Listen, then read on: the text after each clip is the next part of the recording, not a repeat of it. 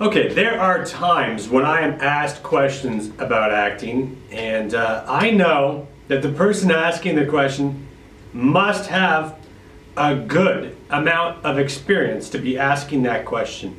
And this question is absolutely vital. This is a very, very, very, very good question. And this is an important video. Will you speak to memorizing in a way that you do not get stuck in a rut saying the lines the same way? That's the question. Absolutely, I will. And I'm sorry it's taken me a few days or longer to get back to you, because I wanted to really make sure I had it fully activated in me before I answered. So here's the key. The keys are actually in the question, and the keys to the question are absolutely coming from absolute experience in seeing people and training people on how to have techniques in acting. Nothing could be more important to your career than knowing that you can memorize lines, and that when they come out of you, they come out of you in different ways. This is vital. This is vital. Now let me tell you how vital this is. There is a very famous actor who literally would only mumble his lines before doing the work to actually express those lines in film. It wasn't because the person didn't have technique. It was because the person had a very good technique. And that was, they didn't want the habitualness of the lines to cause inflection in the voice, right? He wanted to be able to know that when he said the lines, he would actually be saying these things and they would come out fresh. Hi. Now look, if you're going to be an actor, you need to practice asking good acting questions. Please, every single thing that I do, I'm asking you very kindly, ask me questions. Leave comments, one question per comment, and that would be great. Thank you so much. Now, I'm going to blow you away with what I'm going to say, because this is very, very cool. There is an actor, and I'm not going to say who, that literally would write. They would write down on the back side of an apple their lines.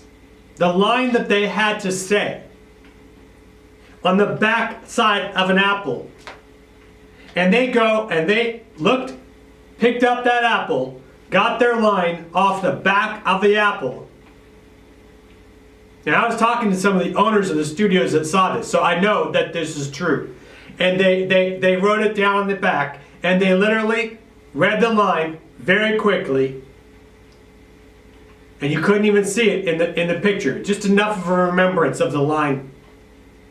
Took a moment to themselves, and then took a bite of the apple, and then said their line. Now look, why would they do this? This is incredible, right? Why does nobody know this story? Well, you know, a lot of people know things, and there's a lot of things people don't know. And the thing is that the reality to this was that they didn't want to get stuck in a rut with their languages, with their language. They don't want to get their lines stuck in a rut. Every single time they do the same part, it comes out the same. There's an issue to this that needs to be discussed, and there are definite answers that I'm going to give you on this topic of how to be able to change this.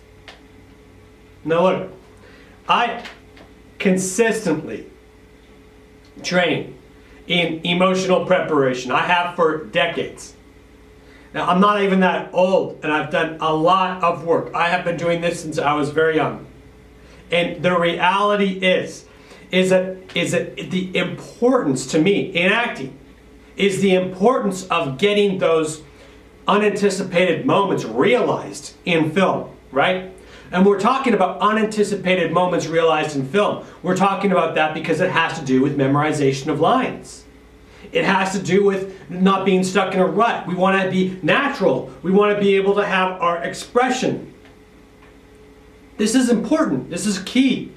So we're looking at this, and I'm telling you right now, I have a list of hundreds of emotions. Now, I know there might only be 8 or 10 main emotions, but there is well over 900 massive amounts of emotions for you to go through. And I have that list of emotions there for a reason. See, when you're working on a part with lines, you want to be able to do that part. And I train people to do auditioning very differently than what many other people train. And the reason why is for this specific reason. You don't want your lines to get caught in a rut. So when you're working on material, you work on material so that you memorize your lines. Now, you memorize your lines with one emotion, right? You work with one emotion, and say you work with, I don't know, regret is one that's just come up really lately, and we've done some work on it, right? We work with regret. We're working with regret. Then what we work with is we work with another emotion. Say we work with denial. So what we do is we work with that same text. We work with that same text, the exact same text. We can memorize it correctly, but we do the job of an actor of getting that emotion, not a fleeting feeling that we're trying to chase down, not an instinct. We're looking for an emotion. We're looking for a deep feeling. We're looking for an emotion. We look for that emotion in that emotional ballpark. How do we mine regret? Look at the videos. I've got videos to describe this. I've got examples how to describe this. We go into that regret, and then we take and dive into the journey of memorizing our lines, of going through that journey of the text. Now, this could be a 2-person read that we're working with, or this could be 3 people, or it could be 4 people, or it could just be a speech. There are these programs that I use that are capable of doing these things like cartooning or like whiteboarding or drawing or sketches of you. So what you can do is you can use those cartoons. Work with the activations. When you invite those feelings in, you get the moment of activation, you get the feeling, you get the expression, something comes out of you a little bit extra than just your facial expression, or there's a little bit extra thing just behind it. And this element, well, then you can work with these things called these cartoon things, these programs, and the links are in the description. And it will actually amplify your emotion a little bit more within your thumbnails. And you will find that your emotion, and this is hard work, your emotion of activating your regret changes your actual speech. And this is evidence that you've activated an emotional preparation and also an emotional activation, because you need to activate your emotion. Key. It's absolutely key. So you activate regret, you go into your speech, and you're working with your speech, and you start to notice things different about what you're actually saying. All of a sudden, some of the inflections of your speech comes out differently. Then, wow, great, right? You've got some spontaneity in your work. There's this stuff, but here's the problem.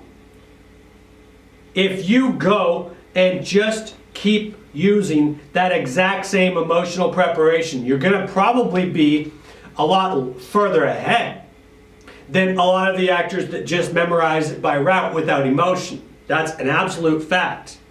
But you could find a different regret. You go into a different regret. Get that different regret. And then all of a sudden, that different regret pours out of you. Then you jump into the imaginary circumstance of the text, and you jump into that, and you experience a slightly different point of view of that text. You're putting the emotion into it, and you're letting that stuff go. So now all of a sudden, you have a slightly different inflection in your speech. Now let's say you've memorized the whole thing. The exact same principle applies. This is great training. This is great training. Because here's the thing. Now, the next step to do, say you've got 75% of the lines memorized, but there's still just a little part that you're not sure of, or there's some things that you just don't got it, or there's some, you don't want it still, you want to work on making sure you're not caught in that rut, so the lines come out every single time. Now you go into that, your friend, right? I call all of these different emotions my friends. My friends. Because I'm befriending the emotion. I'm working with the emotion. I'm working that the vessel of my body, my spirit, my soul is my talent. It's my talent that I'm working with. I'm activating my talent. So I'm working with my good friend. My good friend regret, and now we're going to switch to denial.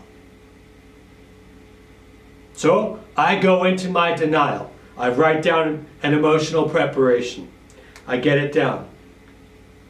I work with denial. I get something inside of myself that works with denial. And then all of a sudden, I got the denial activated, and then I go into the text, whether I've already got it memorized, or if I'm just making sure that I have it memorized. And I go into the text. Now I guarantee you, if you've activated an emotion, if you've done this work, if you've done a little bit of a contrast like this, all of a sudden, the text, it will be different. The inflection will be different. Now, if you really want to play around with this industry, and you really want to prove that you know what you're doing, you go into an audition. And you go into an audition with 2 contrasting emotions for every single piece of work. And you ask them, listen, do you want me to be doing this under some sort of regret? Or do you want me to be in some kind of denial? And they'll look at you, they'll say, what? Well, you just make the choice. Okay, well then I'll make the choice, no problem. Say it right to them in the audition. Listen, do you want me to be doing this with regret? You want to be using denial? Which one? They say denial. Okay, great. You've already worked on denial. You've already worked on regret. Now it's just a matter of quickly reactivating that emotion. You get that emotion reactivated. And then you go into your lines. And all of a sudden, you've experienced another journey with your lines. Are they memorized? Yes. Are they the exact same? No. You're not caught in a rut. Now this is a lot more work to do to be able to memorize a speech. What you will find is when you do this, your emotions will start to, they'll highlight the text. It will be refreshing to you. All of a sudden, you've got this bit of expression. It will just spill out. Then a little bit more expression will spill out in this line. All of a sudden, you'll go back a little bit. There'll be a little pause. And then all of a sudden, there'll be another little spurt of emotion. And the next time you do the exact same text, it will work a little bit differently because you've worked in a way that you're actually working to learn your lines by massaging the emotion into the work. This is key. And this is a great question. It's a fantastic question. And please ask me questions. It does you a lot of good to ask questions. Ask me questions. Ask your teacher questions. Ask questions. So you want to be able to work with this so that you're capable of doing it. So we are making sure that you speak to memorizing in a way that you do not get stuck in a rut saying lines the same way. Now, I'm not telling you to go write your lines on the back of an apple or put a little note on the little coffee cup that nobody sees. That's a kind of trick that I would do too. I mean, where I have an important line, I want to be able to make a point. I just put a little note on the back of the coffee cup. The camera can't see it. That would be great. I sip the coffee. Nobody sees anything, and then I say my line. Now, if that's how you work that way, and you wouldn't be the first. And you wouldn't even believe some of the people that have worked this way. So, work with me and you know, make comments and however I can help you. I'm an open book to this stuff. And please, you know, thank you very much for asking that question. And let me know if it's answered your question. And I will do another piece of this on something about stop saying lines the exact same way. Because there is a couple different angles. There's a few different ways to work with this so that you've got the ability to be able to work in a way that you're not saying your lines the same way. You're not stuck in that rut. You know, working with talent is not working with somebody else's talent. It's working with the talents that are actually inside of you.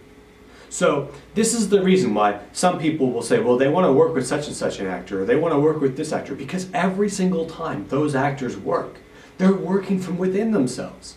They're actually pulling something that's actually real from within themselves, and they're actually putting that into their work. Now, I'm working with all of these different videos, and I'm encouraging you to ask me acting questions, not because of me, because I want to see literally massive amounts of creative growth that are now capable because of a lot of the different changes in technology. The technology that you have to be able to do creations and to be able to do videos and be able to set up studios in places that it would have taken a lot more effort to do in the past is now an opportunity for the next decade, maybe even two, where you can actually be able to really be able to work on your craft of acting and be able to have platforms to be able to release your talent. So join me, however you wish to join me, ask me good questions, and understand that your talent is actually something that's locked inside of you that you need to find the keys to be able to discover.